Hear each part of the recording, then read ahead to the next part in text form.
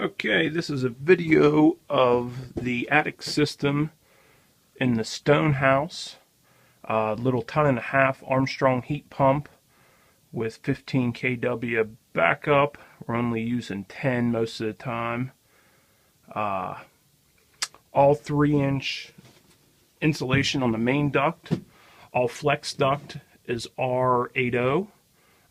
With solid pipe on the long ones, like that one hanging out there, solid pipe under that one. Less than probably 6 or 7 foot is probably the longest amount of just flex. These ones here that are coming off and going behind, there's baffles and the duct reduces in there, and obviously rigid elbows underneath. The insulation on the line set is all 3/4 inch K-Flex closed cell insulation. Goliath drain pan, really like those, with the drain overflow protection switch or whatever. Trap, I usually always insulate the trap and the drain just because they sweat sometimes.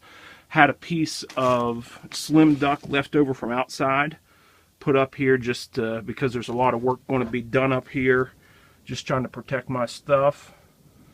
Honeywell media filter,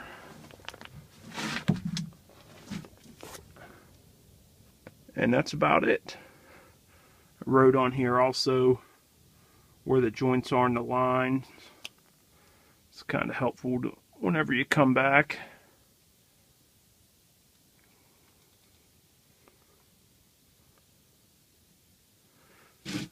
Overflow for the drain dumps right by the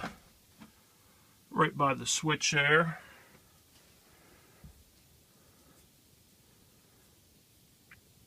Outdoor unit is not set yet. Still a lot of work to be done at this house.